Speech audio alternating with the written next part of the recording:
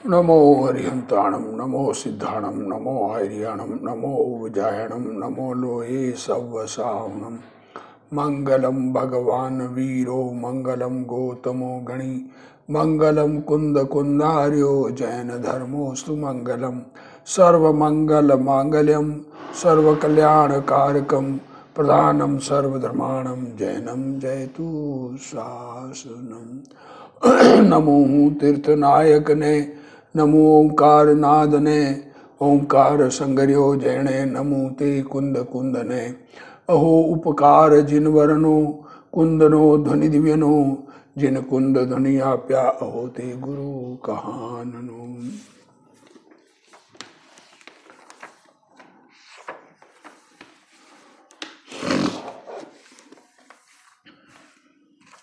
हरिवंश पुराण। भगवान नेमिनाथ भगवान को केवल ज्ञान की प्राप्ति हो गई और केवल ज्ञान प्राप्ति के बाद उनका धर्मोपदेश चल रहा है। धर्मोपदेश में 8 कर्म की 148 प्रकृति उनका वर्णन आया। बंध होता है 8 कर्म का, तो बंध के वर्णन में ये बात आई कि 8 कर्म प्रकृतियों का बंधन होता है। 8 में से 7 निरंतर बंधने वाली है, आयु कर्म कभी कभी बंधती है, और उनकी 148 कुल प्रकृतियां गिना रहे हैं, आगम में लिखी है। और वैसे तो अनंत प्रकार के कर्म हैं, पर कथन रूप से यही इतने हैं, आते हैं आगम में। अब आगे क्या कह रहे हैं कि शुभ उदय से शुभ सामग्री मिलती है। क्या कह रहे हैं, बंध का जब उदय आता है तो शुभ कर्मों का फल शुभ सामग्री, और अशुभ कर्म बंधे हैं तो अशुभ कर्मों का फल अशुभ सामग्री। अशुभ मीन्स हमको अनुकूल न लगे ऐसी सामग्री, और शुभ मीन्स हमको अनुकूल लगे ऐसी सामग्री। और अशुभ के उदय सब खोटी सामग्री ही मिले। देखो क्या कह रहे हैं, अशुभ कर्म का उदय हो तो जो खुद को अच्छा न लगे ऐसी विपरीत सामग्री मिलती है। नरकादि अशुभ क्षेत्र विषय ही उपजे। देखो क्या कह रहे हैं, क्षेत्र नरक आदि जो अशुभ है वहाँ जन्म होता है। वास्तव में बाहर के संयोगों से दुख नहीं है, आत्म स्वभाव को नहीं समझने से दुख है। ये बात ख्याल में रख के इस बात को समझना चाहिए। क्षेत्र से दुख नहीं है, क्षेत्र में हमें जो दुख बुद्धि है उससे हमें दुख है। और सदा अशुभ समय में ही वर्ते। देखो काल भी खराब, जहाँ खराब काल हो, जैसे ये पंचम काल में हमारा जन्म हुआ तो पूर्व की कुछ विराधना के फल में हुआ। आराधक जीव पूर्व में सम्यक दर्शन प्राप्त करके धर्म की आराधना करने वाले जीव यहाँ जन्म नहीं लेते हैं। सदा अशुभ समय और अशुभ जन्म ही उपजे। देखो जो विपरीत उल्टे संयोग, जो अनुकूल न लगे ऐसे संयोगों में जन्म हो, और अशुभ भाव ही होए, और भाव भी अशुभ होते हैं जिससे नया बंध अशुभ पड़े। यह द्रव्य क्षेत्र काल भाव शुभ के और अशुभ के सुंदर और असुंदर जानने। देखो शुभ से सुंदर, ऐसे शुभ भाव में सुंदर अच्छे लगते हैं, अशुभ भाव में बुरे लगते हैं। और प्रदेश बंध का निर्णय ऊपर कर रहा है। प्रदेश बंध में संख्या कितनी बनती है उसकी बात कर रहा है। आत्मा के असंख्यात प्रदेश, सो एक एक प्रदेश पर पुद्गल के अनंत अनंत प्रदेश। देखो आत्मा असंख्यात प्रदेशी है। लोक आकाश में जितने असंख्य प्रदेश है उतना ही आत्मा के असंख्य प्रदेश है। उनके एक एक प्रदेश में अनंत अनंत कर्म वर्गणाएं लगी हुई है, चिपकी हुई है। एक क्षेत्रावगाई होए सो प्रदेश बंद कहिए। शुभ आयु, शुभ नाम, शुभ आयु जो मनुष्य, देव और तिर्यंच की आयु को शुभ आयु कहा। शुभ नाम, मनुष्य और देव में शुभ नाम कर्म है। अशुभ गोत्र, शुभ गोत्र ऊंचा दिखना, मनुष्य में बने तो भी ऊंचे लोगों के साथ रहना ऐसा। और साता वेदनीय, यह 4 प्रकार का शुभ बंध है। देखो क्या कहा, अघातिया कर्मों में शुभ अशुभ का भेद है। घातिया में शुभ अशुभ का भेद नहीं है, इसलिए अघातिया कर्म में शुभ आयु, शुभ नाम, शुभ गोत्र और साता भेद नहीं है। ये चार प्रकृति शुभ कही और इससे उल्टा शुभ पाप बंध है। अशुभ आयु, अशुभ नाम, अशुभ गोत्र और असाता भेद नहीं है, ये पाप का बंध है। यह बंध का कथन पूर्ण भया। और आश्रव निरोध संवर,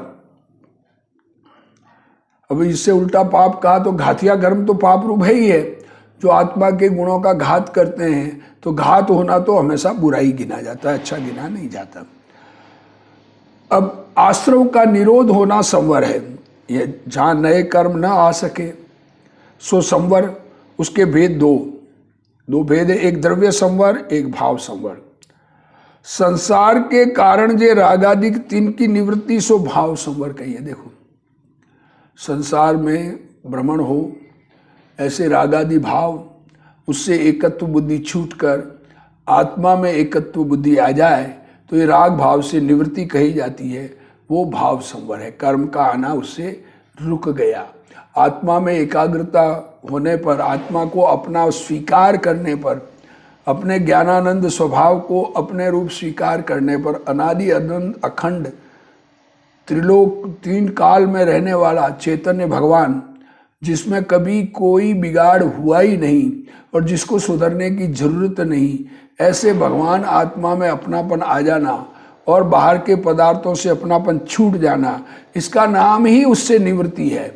ये निवृत्ति भाव संवर है। और जो द्रव्य कर्म का निरोध सो द्रव्य संवर है। कर्म आना रुक जाना, ऐसे परिणाम से नए कर्मों का आना रुक जाता है। कौन से कर्म रुक जाते हैं? मिथ्यात्व संबंधी, मिथ्यात्व और अनंतानुबंधी संबंधी आने रुक जाते हैं। बाकी भी जो कर्म उस अपनी भूमिका के अनुसार रुकते हैं उसको संवर कहते हैं।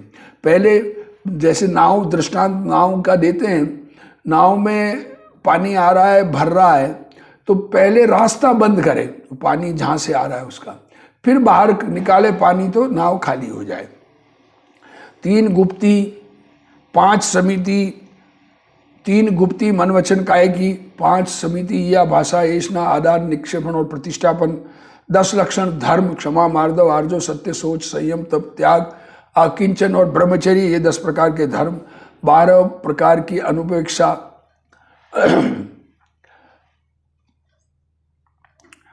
अनित्य, अशरण, संसार, एकत्व, ऐसे ये 12 अन्यत्व, ये 12 प्रकार की, कुल मिला के 12 प्रकार की है।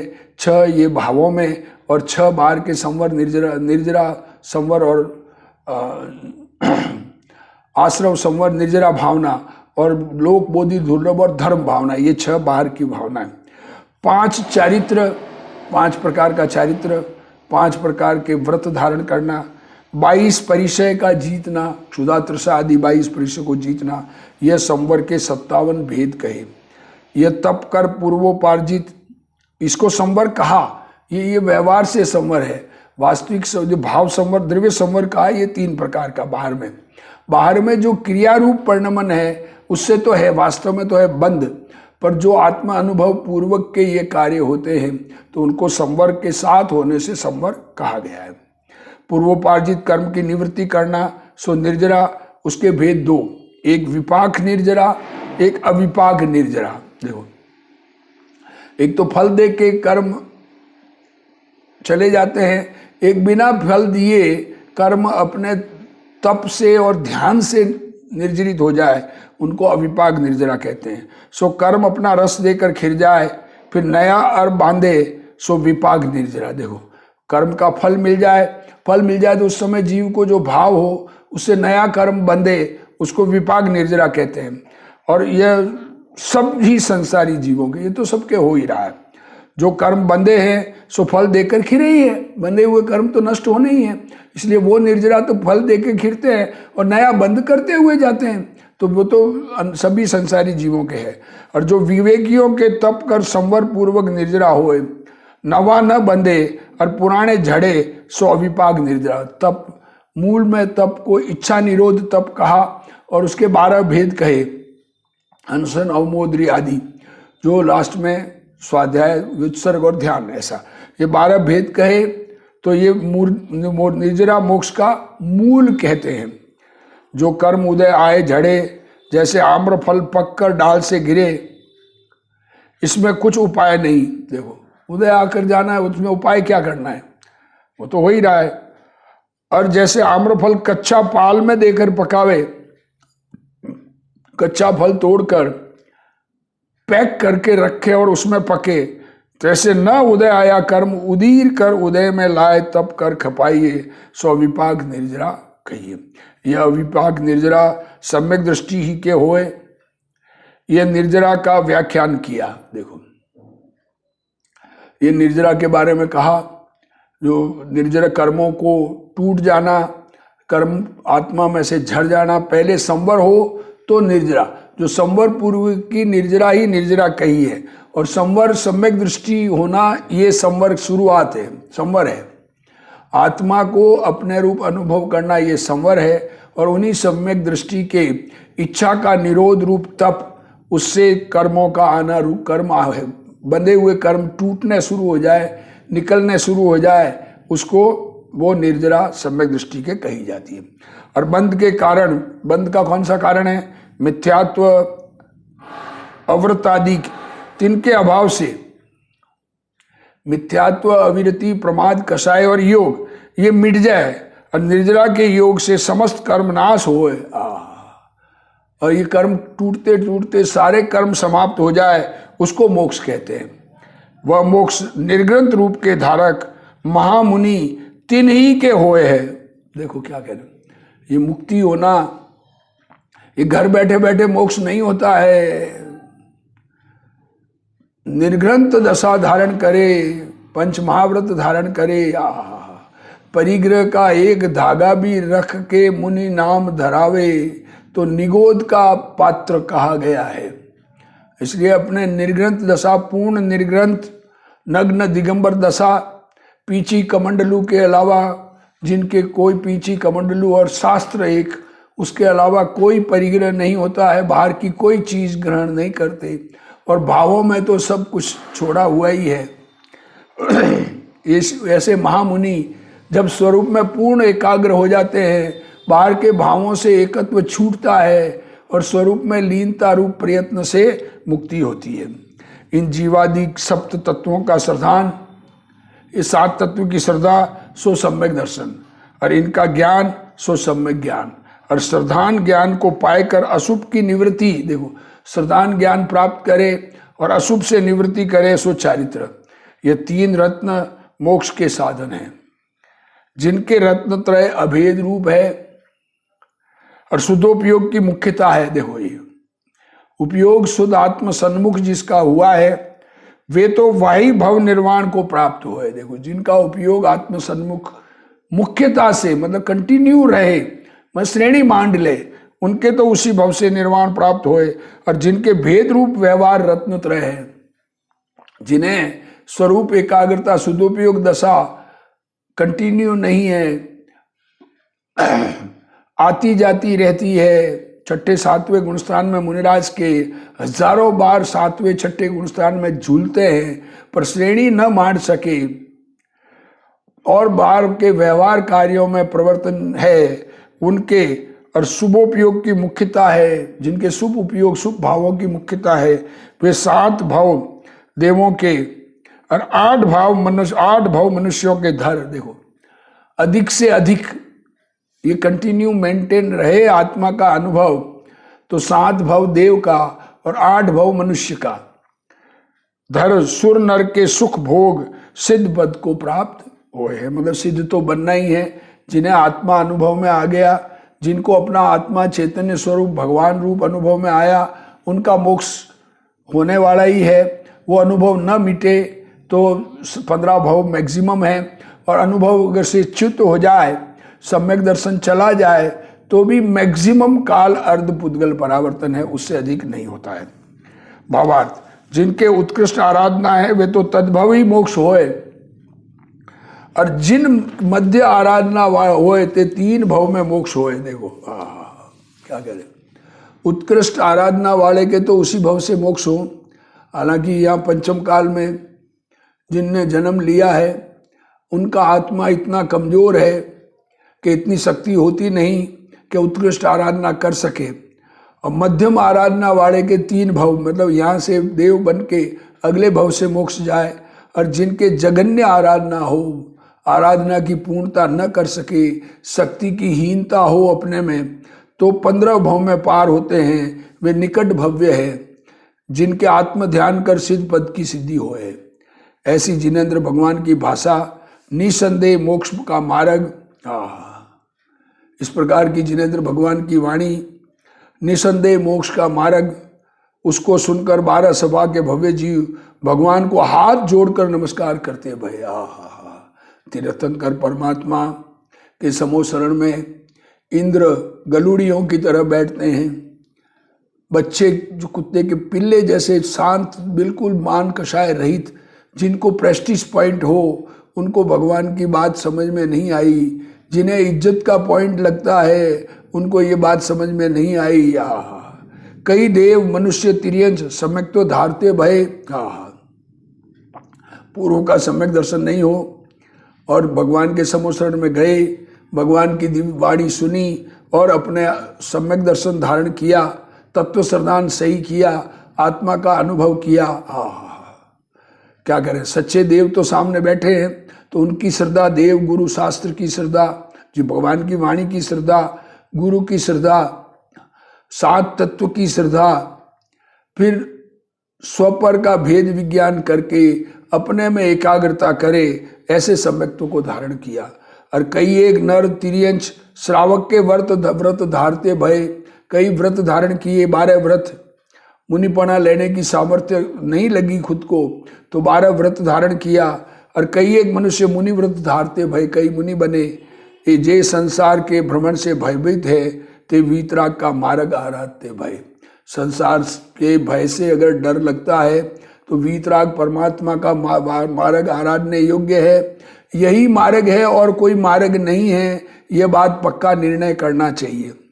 यह धर्मोपदेश सुन 2000 राजा मुनि भय, राजकन्या हजारों आर्य का भई, और बलभद्र की माता रोहिणी, और कृष्ण की माता देवकी, और रुक्मिणी आदि कृष्ण की अनेक रानी श्राविका के व्रत धारती भई। ये भगवान का उपदेश सुनकर कई जने मुनि बने, कितने 2000 राजा, और राजकन्याएं माताजी बनी आर्यका, और व्रत धारण किया।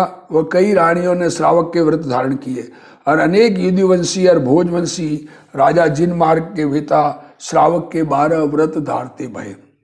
कई एक मुनि भय, कई एक आर्यका भई, और कई एक श्रावक भय, कई एक श्राविका भई। इस भांति धर्म श्रवण कर जिनेश्वर को प्रणाम कर देवों सहित इंद्र अपने अपने स्थानक गए। और बलभद्र नारायण आदि सब यादव अपने अपने स्थानक गए।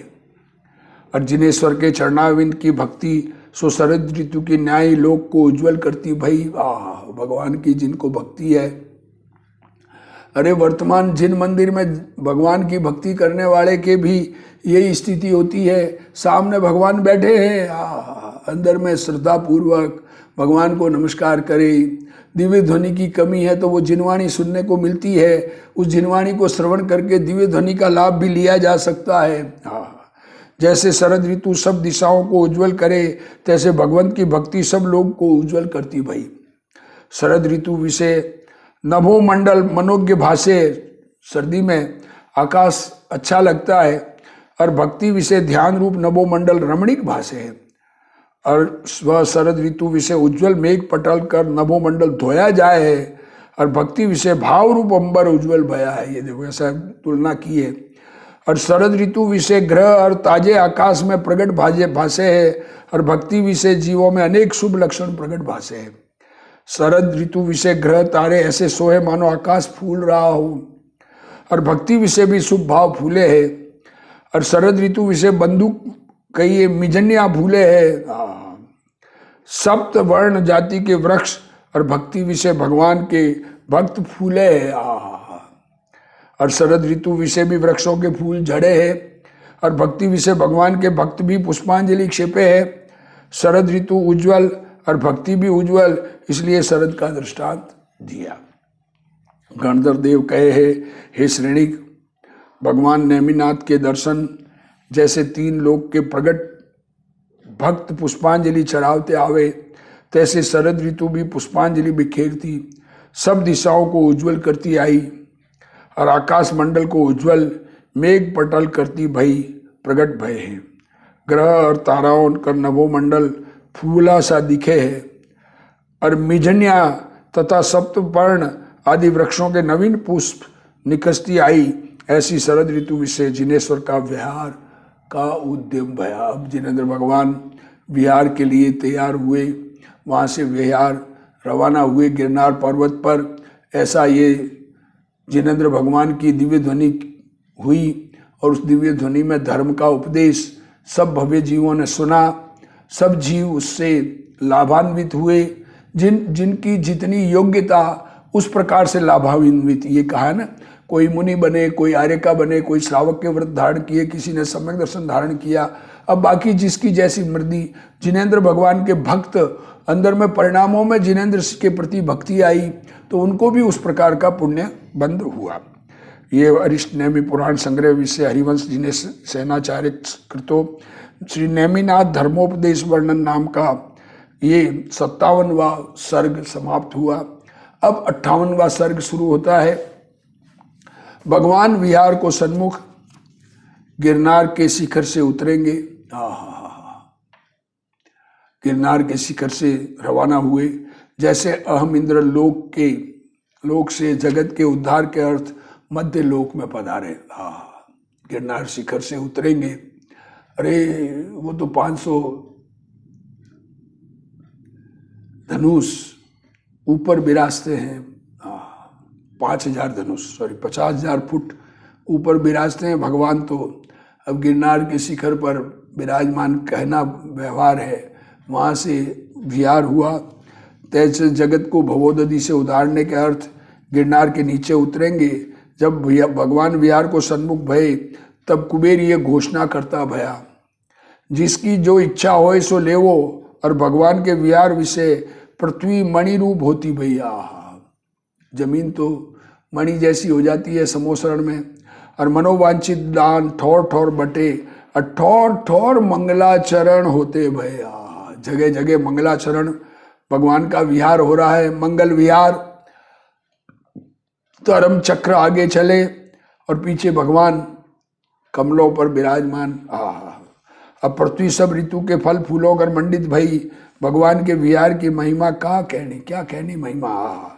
जब भगवान जीवों के हित को उद्यमी भये तब पृथ्वी आनंद रूप हो गई। जैसे वर्षा विषय जल की धारा बरसे, तैसे आकाश से रत्न धारा वसुधा विषय बरसती भई। प्रभु के सन्मुख प्रणाम करते देव चले जाए हैं। नम्रीभूत है मुकुट जिनके, तिनकी कांति कर व्याप रही है दसों दिशा।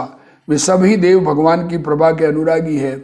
और स्वर्णमयी कमल हजार पात्र के पावों के तले क्षेपे है। सो मानो वे कमल पृथ्वी के आभूषण ही है।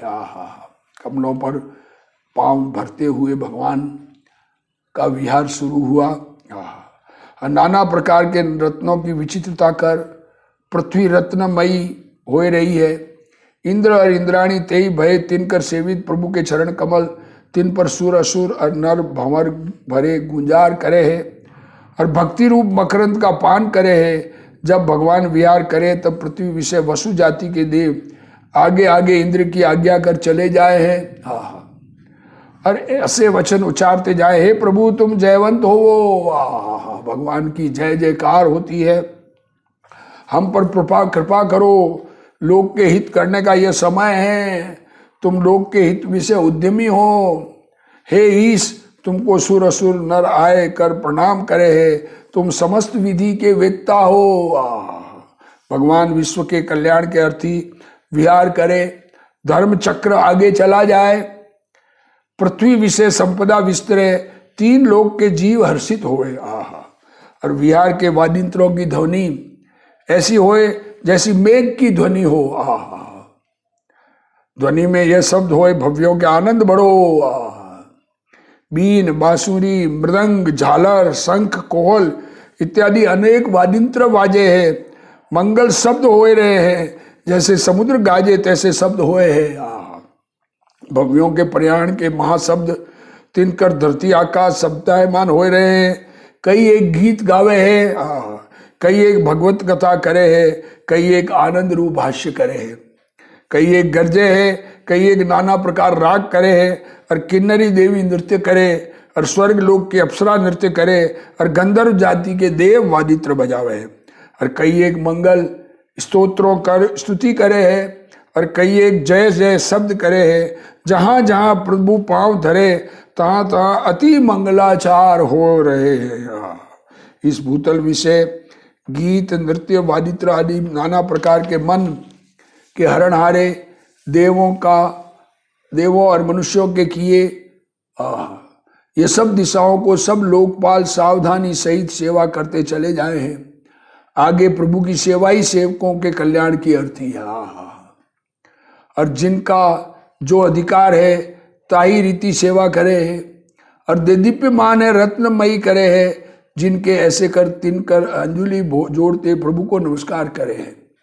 देवों के मुकुट प्रभु को भूमि को स्पर्श है, तिनके रत्नों की ज्योति कर पृथ्वी ऐसी है मानो कोट कमलों कर पृथ्वी प्रभु की पूजा करती सोए है। लोकपाल आगे आगे चले जाए हैं, वे लोकपाल लोकेश्वर के नायक है, मानो भगवान की कांति ही मूर्ति धर आगे आगे चली जाए है। और पद्म नामा देवी तथा सरस्वती नामा देवी अपने मंडल सहित मंगल द्रव्य हाथ में धरे आगे आगे जाए है। भगवान को प्रदक्षिणा दे नमस्कार कर मंगल द्रव्य लिए चली जाए है, और इंद्र नमस्कार करता हाथ जोड़े चला जाए है। और यह शब्द हे देव कृपा करो, भगवान से ये प्रार्थना करते हैं, भगवान कृपा करते हैं। क्या कृपा करे, भगवान का तो धर्मोपदेश है, जो समझे उसका कल्याण हो, ये बात पीछे उपदेश में कह दी गई।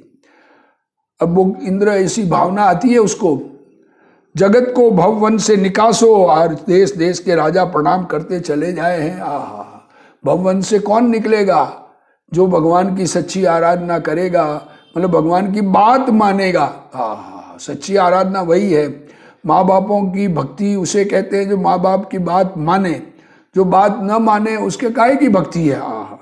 इस भांति वह ईश्वर तीन लोक का परमेश्वर, सुर नर असुर और त्रियंचों कर सेवित लोकों के उद्धार ने अर्थ आर्य क्षेत्र विषय।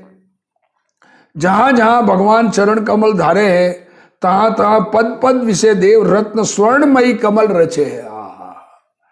और यह शब्द बारंबार कहे है, हे नाथ, हे जग ज्येष्ठी, हे लोक के पितामह, तुम जयवंत हो, हे स्वयं प्रभु, हे अविनाशी, हे देव, हे अनंत गुण के स्वामी, जीवों के दयालु, तुम जयवंत हो वो, हे सर्व जगत के बांधव, हे धर्म के नायक, तुम जयवंत हो, हे सबको शरण के देनहारे, शरणागति प्रतिपाल, तुम जयवंत हो, हे पवित्र, हे उत्तम, हे श्रीधर, तुम जयवंत हो। ऐसी घोषणा करते पृथ्वी और आकाश को शब्दायमान करते प्रभु के साथ विहार करते भय।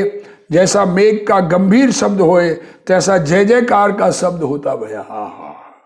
ये वीतराग देव सर्व इंद्रों कर पूज्य मंगल रूप है। 100 इंद्र पूजा करते हैं उनकी।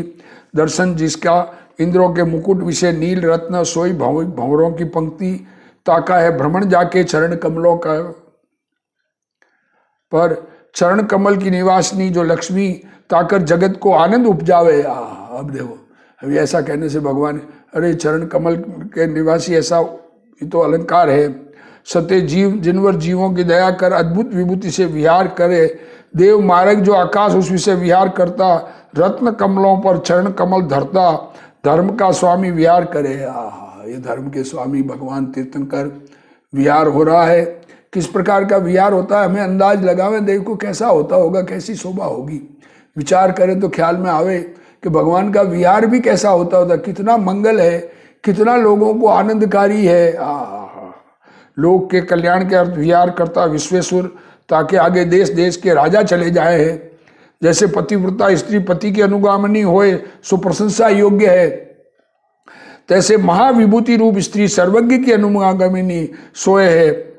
स्त्री भी स्वर्ण वर्ण है और मणियों के आभूषण कर मंडित है, तैसे समोसरण की विभूति भी स्वर्णमयी है और प्रभु की अनुगामिनी है। इसीलिए प्रशंसा योग्य है।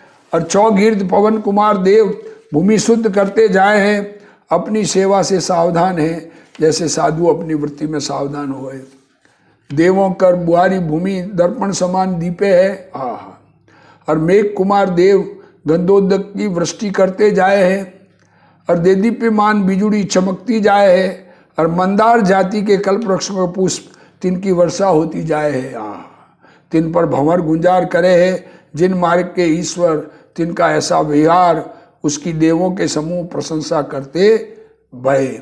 अब आगे क्या होता है, किस प्रकार के विहार में और क्या क्या सामग्री कैसे होती है, उसका आगे स्वाध्याय हम करेंगे। अभी जिनवाणी स्तुति।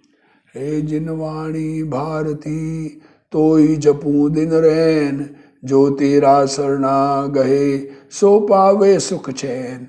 जा वाणी के ज्ञान ते सूझे लोकालोक, सो वाणी मस्तक नमो सदा देत हूँ ढोक। जिनवाणी मात की जय।